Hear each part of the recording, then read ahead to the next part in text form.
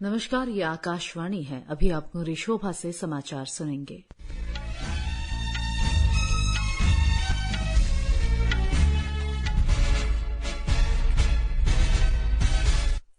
पहले मुख्य समाचार। राष्ट्र आज राष्ट्रपिता महात्मा गांधी को उनकी 154वीं जयंती पर श्रद्धांजलि अर्पित कर रहा है। प्रधानमंत्री नरेंद्र मोदी ने राजस्थान के चित्तौड़गढ़ में 7,000 करोड़ रुपए की विकास परियोजनाओं का शुभारंभ किया। आयुष्मान भव अभियान के अंतर्गत अब तक 50,000 से अधिक लोगों ने अंग दान करने का संकल्प लिया। दिल्ली पुलिस ने पुणे मॉड्यूल मामले में NIA के मोस्ट वांटेड आतंकवादी को गिरफ्तार किया। होंगचोआ एशियाई खेलों में भारत ने आज स्केटिंग रिले में 2 कांस्य पदक और टेबल टेनिस में 1 कांस्य पदक जीता। अब समाचार विस्तार से। राष्ट्र आज राष्ट्रपिता महात्मा गांधी को उनकी 154वीं जयंती पर श्रद्धांजलि अर्पित कर रहा है। देश और विदेशों में भारतीय मिशनों द्वारा समारोह की एक श्रृंखला आयोजित की जा रही है। राष्ट्रीय राजधानी दिल्ली में राजघाट स्थित बापू की समाधि पर सर्वधर्म प्रार्थना सभा का आयोजन किया गया। राष्ट्रपति द्रौपदी मुर्मू तथा उपराष्ट्रपति जगदीप धनखड़ और प्रधानमंत्री नरेंद्र मोदी ने आज सुबह राजघाट पर महात्मा गांधी को पुष्पांजलि अर्पित की। पुष्पांजलि अर्पित करने वालों में लोकसभा अध्यक्ष ओम बिरला, केंद्रीय मंत्री हरदीप सिंह पुरी, डॉक्टर जितेंद्र सिंह, मीनाक्षी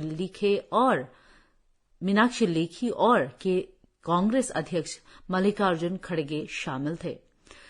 राष्ट्रपति द्रौपदी मुर्मू ने अपने संदेश में कहा है कि महात्मा गांधी के सत्य और अहिंसा के आदर्शों ने दुनिया के लिए एक नया मार्ग प्रशस्त किया। उन्होंने कहा कि महात्मा गांधी ने जीवन भर न केवल अहिंसा के लिए लड़ाई लड़ी, बल्कि उन्होंने स्वच्छता, महिला सशक्तिकरण, आत्मनिर्भरता और किसानों के अधिकारों का मुद्दा भी उठाया तथा अस्पृश्यता, सामाजिक भेदभाव और निरक्षरता के खिलाफ भी लड़ाई लड़ी। राष्ट्रपति मुर्मू ने कहा कि महात्मा गांधी ने सभी को स्वतंत्रता संग्राम में भाग लेने के लिए प्रेरित किया और एक बड़े आंदोलन का नेतृत्व किया, जिसने इतिहास की दिशा बदल दी और हमें आजादी मिली। अपने संदेश में उपराष्ट्रपति जगदीप धनखड़ ने कहा कि महात्मा गांधी के सत्य और अहिंसा के सिद्धांत औपनिवेशिक शासन के खिलाफ स्वतंत्रता के लिए भारत के संघर्ष में मार्गदर्शक थे। उन्होंने कहा कि स्वतंत्रता और समानता के लिए बापू की निरंतर खोज न केवल भारत के लिए बल्कि वैश्विक समुदाय के लिए एक प्रेरणा बनी हुई है। श्री धनखड़ ने लोगों से उनके नक्शे कदम पर चलने और राष्ट्र की प्रगति के लिए आत्मनिर्भरता, समावेशिता और सार्वभौमिक भाईचारे के महात्मा गांधी के दृष्टिकोण को बनाए रखने का प्रयास करने का संकल्प लेने को कहा। प्रधानमंत्री नरेंद्र मोदी ने कहा है कि महात्मा गांधी की कालजयी शिक्षाएं हमारा मार्गदर्शन करती रहती है। उन्होंने कहा, गांधी का प्रभाव वैश्विक है, जो संपूर्ण मानव जाति को एकता और करुणा की भावना को आगे बढ़ाने के लिए प्रेरित करता है। श्री मोदी ने आशा व्यक्त की कि उनके विचार प्रत्येक युवा को उस परिवर्तन का वाहक बनने में सक्षम बनाएंगे जिसका उन्होंने सपना देखा था, जिससे सर्वत्र एकता और सद्भाव को बढ़ावा मिलेगा। देश आज पूर्व प्रधानमंत्री लाल बहादुर शास्त्री को भी उनकी जयंती पर याद कर रहा है। राष्ट्रपति द्रौपदी मुर्मू, उपराष्ट्रपति जगदीप धनखड़ और प्रधानमंत्री नरेंद्र मोदी ने राष्ट्रीय राजधानी में लाल बहादुर शास्त्री के स्मारक विजय घाट जाकर उन्हें पुष्पांजलि अर्पित की। श्री मोदी ने कहा कि लाल बहादुर शास्त्री की सादगी, राष्ट्र के प्रति समर्पण और जय जवान जय किसान का प्रतिष्ठित आह्वान आज भी पीढ़ियों को प्रेरित करता है। श्री मोदी ने कहा कि भारत की प्रगति के प्रति उनकी अटूट प्रतिबद्धता और चुनौतीपूर्ण समय के दौरान उनका नेतृत्व अनुकरणीय है। विदेश मंत्री एस जयशंकर ने एक सोशल मीडिया पोस्ट में कहा कि लाल बहादुर शास्त्री के साहस, सेवा और सादगी को हमेशा याद किया जाएगा। प्रधानमंत्री नरेंद्र मोदी ने राजस्थान के चित्तौड़गढ़ में लगभग 7,000 करोड़ रुपए की विभिन्न विकास परियोजनाओं को राष्ट्र को समर्पित किया और उनकी आधारशिला रखी। प्रधानमंत्री ने मेहसाणा, भटिंडा, गुरदासपुर गैस पाइपलाइन का लोकार्पण किया, जिससे लगभग 4,500 करोड़ रुपए की लागत से बनाया गया है। प्रधानमंत्री ने जिन रेलवे परियोजनाओं को राष्ट्र को समर्पित किया, उनमें चित्तौड़गढ़ नीमच रेलवे लाइन और कोटा चित्तौड़गढ़ विद्युतीकृत रेलवे लाइन के दोहरीकरण से जुड़ी परियोजनाएं शामिल हैं।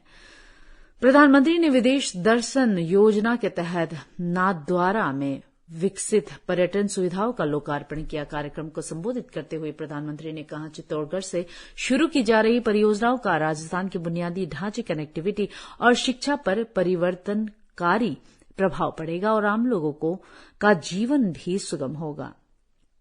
कार्यक्रम को संबोधित करते हुए प्रधानमंत्री ने कहा कि पिछले इलाकों का विकास उनकी सरकार की प्राथमिकता रही है।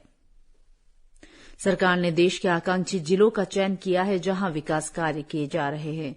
राजस्थान के भी कई जिलों को भी इस योजना के तहत विकसित किया जा रहा है। सरकार ने इस योजना में एक कदम आगे बढ़ाया है और आकांक्षी प्रखंडों के विकास का काम शुरू किया गया है। श्री मोदी ने कहा कि वंचितों को प्राथमिकता देने के उद्देश्य से सरकार ने वाइब्रेंट विलेज कार्यक्रम भी शुरू किया है, जिसके तहत सीमावर्ती गांवों का विकास किया जा रहा है। इसके बाद एक सोशल मीडिया पोस्ट में प्रधानमंत्री ने कहा, चित्तौड़गढ़ से शुरू की जा रही परियोजनाओं का राजस्थान में बुनियादी ढांचे, कनेक्टिविटी और शिक्षा पर परिवर्तनकारी प्रभाव पड़ेगा और जीवन जीने में आसानी होगी। इससे पहले प्रधानमंत्री ने चित्तौड़गढ़ के सांवरिया सेठ मंदिर में प्रसाद चढ़ाया। केंद्रीय स्वास्थ्य एवं परिवार कल्याण मंत्री मनसुख मंडाविया ने एक सोशल मीडिया पोस्ट में लोगों से अंगदान करने के लिए शपथ लेने का आग्रह किया। आयुष्मान भव अभियान के तहत 50,000 से अधिक लोगों ने अपने अंग दान करने का संकल्प लिया है। राष्ट्रपति द्रौपदी मुर्मू ने पिछले महीने गुजरात के गांधीनगर से इस अभियान की शुरुआत की थी। केंद्रीय स्वास्थ्य और परिवार कल्याण मंत्री मनसुख मंडाविया ने एक सोशल मीडिया पोस्ट में लोगों से अंगदान के लिए शपथ लेने का आग्रह किया। दिल्ली पुलिस ने एक इनामी आतंकी को गिरफ्तार किया है, जो पुणे ISIS मॉड्यूल का सदस्य भी था। यह राष्ट्रीय जांच एजेंसी की मोस्ट वांटेड सूची में था और उस पर 3 लाख रुपए का इनाम था।